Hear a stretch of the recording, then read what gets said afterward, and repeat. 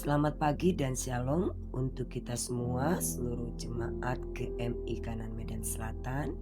Pada hari ini 16 Februari 2026 kita akan memulai hidup kita, aktivitas kita dalam satu minggu ini. Sebelum itu mari kita bersatu di dalam doa. Segala puji dan syukur kami panjatkan kepadamu Tuhan Allah yang hidup, yang selalu memperhatikan kehidupan kami. Berkati kami akan mendengarkan renungan pagi firman. Di dalam nama Yesus kami berdoa. Amin. Firman Tuhan yang menjadi renungan pada hari ini tertulis di dalam kitab Keluaran pasal 33 ayat 7 sampai 23. Saya membaca ayatnya yang ke-14 dan 15. Lalu Tuhan berfirman, "Aku sendiri akan berjalan besertamu dan memberi ketentraman kepadamu." Berkatalah Musa kepadanya, "Jika bukan engkau sendiri yang berjalan beserta kami, jangan bawa kami pergi dari sini." Amin. Tema kita untuk renungan firman Tuhan yaitu ketentraman dari tempat kediamannya. Jemaat yang diberkati Tuhan, berdasarkan teks Ibrani dalam Mazmur pasal 33 ayat 14 ini, kata yang sering diterjemahkan atau merujuk pada konsep kediaman atau tempat kedudukan Tuhan yang membawa ketentraman. Itu berasal dari kata mim yang artinya dari, makawan yaitu artinya tempat yang tetap atau fondasi atau kediaman atau habitat. Sipto artinya duduknya, kediamannya, tempat diam. Dalam kata dasarnya itu yashab, artinya duduk atau diam atau tinggal. Jadi arti dalam konteks Mazmur pasal 33 ayat 14 ini mengartikan bahwa dari tempat kediamannya atau dari tempat kedudukannya yang tetap. Nah, dalam konteks Mazmur pasal 33 ayat 14 dan 15 menyatakan bahwa ketentraman digambarkan melalui pengamatan Allah. 1. Allah berdaulat dari melihat, dia melihat dari tempat kediamannya yang tinggi atau di surga, menunjukkan bahwa dia tenang dan memegang kendali penuh atas semua kita yang ada di dunia ini. 2. Allah mengenal, dia membentuk hati manusia dan memperhatikan pekerjaan manusia itu. 3. Tempat perlindungan.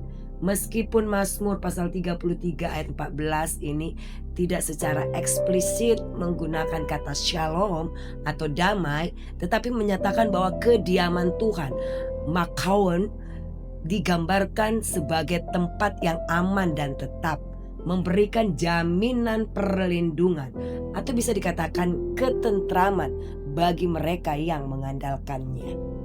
Jadi, jemaat yang dikasihi Tuhan, janji Tuhan yang sangat intim kepada Musa di Keluaran pasal 33 ayat 14 ini, "Aku sendiri akan berjalan besertamu dan memberikan ketentraman kepadamu." Janji ini muncul di tengah masa sulit setelah bangsa Israel jatuh dari dosa ataupun jatuh dalam dosa penyembahan lembu emas, yang mana Musa menghadap Tuhan untuk menerima hukum Tuhan di Gunung Sinai. Bangsa Israel tidak bisa lama menunggu Musa turun dari Gunung Sinai itu. Alhasil mereka membuat patung lembu emas untuk disembah oleh bangsa Israel.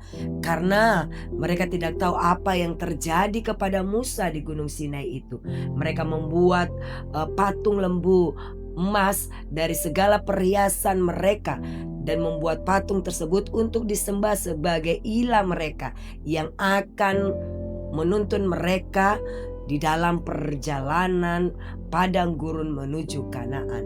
Allah melihat bangsa Israel yang sudah jatuh ke dalam dosa penyembahan lembu emas tersebut. Allah menyuruh Musa untuk turun dari Gunung Sinai dan menghardik mereka, mengingatkan mereka dalam penyembahan patung emas lembu itu yang tidak berkenan di hadapan Tuhan. Dalam renungan dari ayat-ayat ini, satu, kehadiran pribadi yang tak tergantikan. Tuhan ingin Tuhan tidak hanya mengirim malaikat atau petunjuk yang tertulis, tetapi Dia berkata, "Aku sendiri." Ini menegaskan bahwa Tuhan ingin menjalin hubungan pribadi dengan kita di tengah kebingungan atau masalah besar, kebimbangan. Dan itu langsung dari tangan Tuhan adalah jaminan keamanan yang paling utama.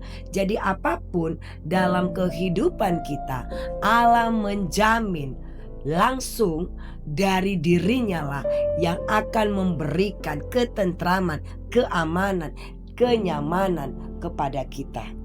2. Ketenangan di tengah ketidakpastian. Janji ketentraman atau rest dalam ayat ini bukan sekadar istirahat fisik, melainkan kedamaian batin saat kita merasa lelah dengan beban hidup atau masa depan yang tidak jelas. Karena keadaan-keadaan sekarang ini mungkin belum dapat pekerjaan, atau mungkin dalam pergumulan, kesusahan dan sebagainya yang tidak jelas keadaan kita pada saat-saat ini. Ingat, kehadiran Tuhan memberi ketenangan yang membuat kita mampu berdiri tegak dan tidak takut menghadapi tantangan ataupun keadaan tersebut. Dari tempat kediamannya diberikan ketentraman kepada kita. Percayalah kepada Tuhan dan jangan nyaman dengan godaan dunia yang menjanjikan ketenangan, kesembuhan, kenyamanan dan lain-lain. Contohnya kita pergi ke dukun. Mungkin kita ingin beroleh kesembuhan, kesuksesan, kekayaan dan lain-lain. Tetapi ingatlah, kesembuhan, kesuksesan, kekayaan dan lain-lain itu yang kita terima dari dukun itu adalah semu dan pasti itu ada pamrihnya. Ada yang harus kita balas ataupun bayar. Mungkin saja taruhan anak kita, bahkan nyawa kita sendiri. Sehingga kita jauh dari Tuhan dan kita meninggalkan Tuhan dan jalan kebenarannya. 3. Pentingnya berjalan bersama dengan Tuhan. Musa menyadari bahwa keberhasilan mereka keluar dari tanah Mesir bukan karena strategi atau kekuatan militer, melainkan karena kasih karunia Tuhan. Seperti prinsip, jangan melangkah kalau tidak bersama dengan Tuhan. Renungan ini mengingatkan kita untuk selalu mengandalkannya. Dalam setiap keputusan tanpa kehadirannya, segala pencapaian kita akan terasa hampa. Dan untuk mendapatkan bimbingan dan ketentraman ini, kita perlu memiliki penyerahan diri. Itu yang kita lakukan. Ini berarti kita mengakui bahwa tanpa Tuhan kita bukan apa-apa, dan kita harus bersedia menyelaraskan kehendak kita, keinginan kita, rencana kita dengan rencananya yang sempurna dalam hidup kita. Yang menjadi aplikasi untuk kita dalam kehidupan ini, yaitu 1. Berhenti sejenak. Ambillah waktu untuk merasakan kehadiran Tuhan sebelum memulai aktivitas. 2. Percaya penuh. Jika kita sedang merasa cemas, ingatlah bahwa pembimbing kita adalah Tuhan semesta alam. 3. Minta penyertaannya. Jadikan doa Musa sebagai doa kita hari ini. Jika engkau tidak membimbingku, jangan biarkan aku melangkah sendirian. Tuhan sendiri yang akan berjalan beserta denganmu dan memberi ketentraman kepadamu. Jangan takut dan bimbang. Mungkin kita pada saat ini sedang bergumul dengan sebuah keputusan yang besar atau merasa lelah secara batin karena sakit penyakit yang kita deritai dan kesusahan ataupun pergumulan dan sebagainya. Datanglah kepada Tuhan, dengarkanlah suaranya melalui firman-Nya yang akan menggerakkan hatimu, dan ketentraman itu dari ke tempat kediamannya yang akan datang sendiri kepadamu, hadir dalam hidupmu. Tuhan Yesus memberkati. Mari kita bersatu di dalam doa. Terima kasih Tuhan untuk renungan firman Tuhan pada hari ini. Kiranya dalam satu hari ini Tuhan, secara khusus kami serahkan kepadamu. Kami akan melakukan segala aktivitas kami dan kegiatan kami. Hadirlah dan besertalah dengan kami. Kami serahkan anak-anak kami kepadamu. Lawat dengan kekuatan dan kuasa Tuhan. Mampukan mereka supaya mereka takut akan Tuhan. Kami serahkan orang tua kami dan jemaatmu di dalam lanjut usia mereka. Berikan kebahagiaan dan kesehatan. Kami serahkan jemaatmu juga Amang Markus Yahan, Inang Elis Borusiombing, Inang Insa Boru Tambunan yang pada saat ini tidak berdaya di rumah sakit. Engkau lawat mereka, sembuhkan Bapak. Pakai para medis dan berkati obat-obatan dan makanan minuman. Biarlah itu mempercepat proses kesembuhan bagi mereka. Akan Tuhan jemaatmu di dalam pergumulan dan penderitaan. Bukalah jalan bagi mereka, berikan mereka yang terbaik. Ulang tahun kelahiran jemaatmu yaitu Amang Ampera Purba yang genap 47 tahun. Kau berkati, tambahkan kesehatan, hikmat dan kasih Tuhan. Biarlah dia semakin mencintai Tuhan di dalam penambahan usianya Tuhan. Terima kasih. Kami serahkan doa kami ini kepadamu dalam nama Yesus. Kami berdoa. Amin.